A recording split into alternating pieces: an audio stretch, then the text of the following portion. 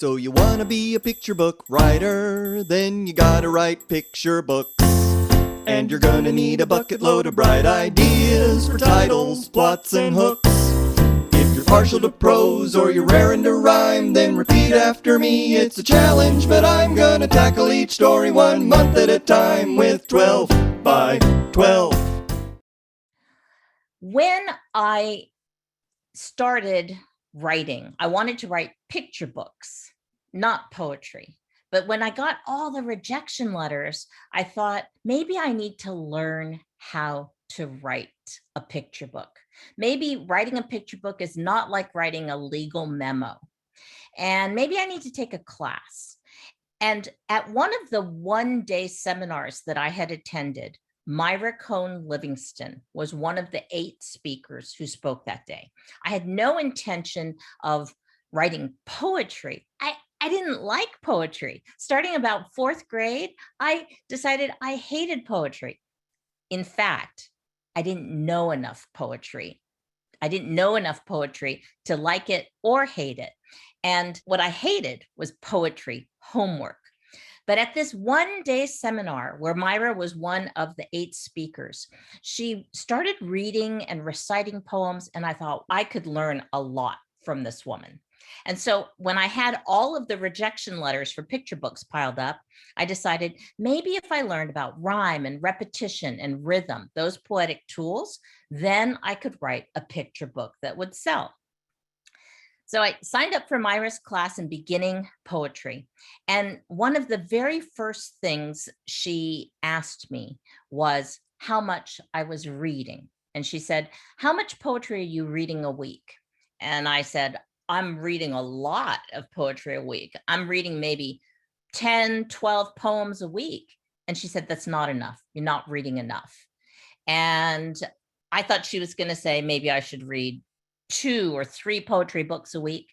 She said, "Go to the library, fill your bag or your backpack with as many books from the 811 section as you can get and read them.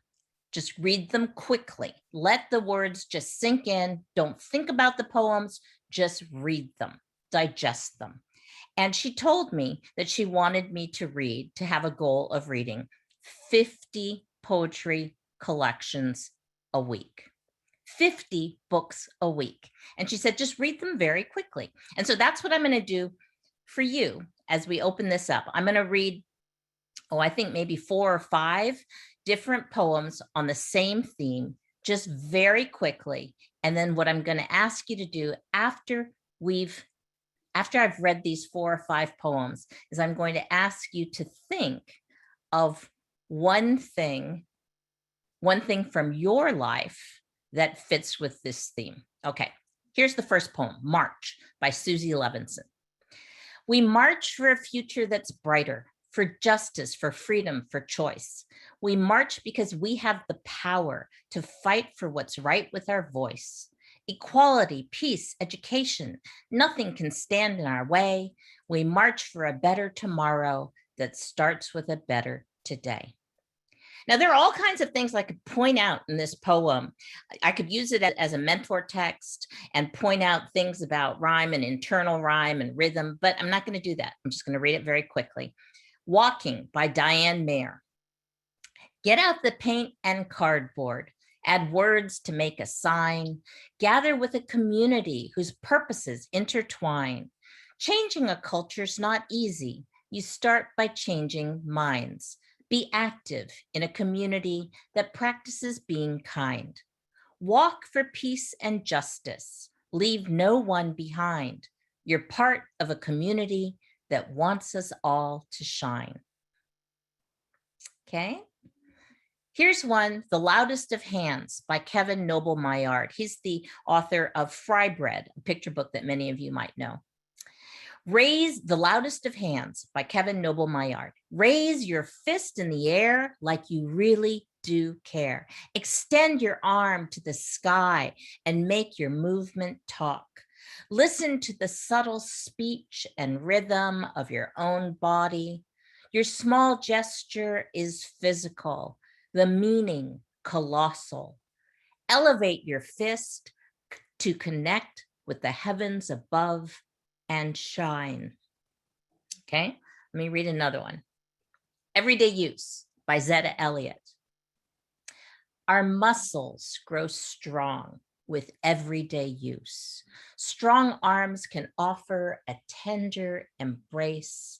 A heart that is brave can soften with compassion. A clever mind can find time to daydream. Sharp eyes can see both sides of a problem, and the fastest feet can slow to march the long road to justice. And then finally, on this topic, my own poem. You can do it right now. You can shout at a march. You can quietly pray. You can read the news and share it today. You can send the mayor of your town a note. You can make a sign that tells people to vote.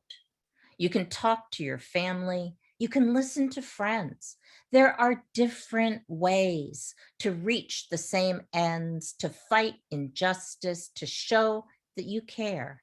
You can do it right now from anywhere.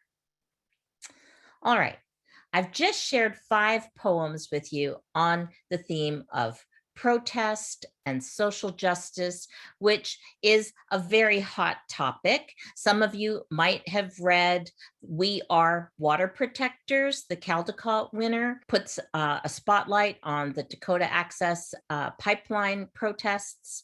Some of you might have read the Caldecott Honor winner, a Caldecott Honor winner, A Place Inside of Me by Zetta Elliott. And I love this page with the candlelight vigil and the lines, there is still hope inside of me, a promise deep down inside of me that I will use my life to help others and they will help me in return.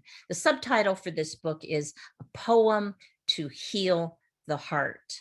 Some of you might have read those books. Some of you might have your own experiences with protest, with going out and trying to achieve social change. Take 10 seconds now just to jot down a few words, or just even to think of a memory of a time when you've been involved in trying to make a change in the world. And if you have a piece of paper, just jot a few words down. Whatever it is, 10 seconds. That's one thing that a poem can do, or multiple poems on the same theme. When you read out loud, especially when you read multiple poems on the same thing, on the same theme, you can't help but to have your own experiences, your own memories, your own ideas pop into your mind. So if any of you ever feel stuck for an idea and you just want an idea from somewhere, from the universe to come to you, take a book of poems, read 4 or 5 poems out loud, and trust me, I guarantee your own ideas, your own memories will come back to you, and you'll have something to write about. Do it together, so never you fear. It's a handy little way to help you kick into gear. You're amazing, exciting. Look out, 'cause you're writing 12 by 12. 12 manuscripts. 12 by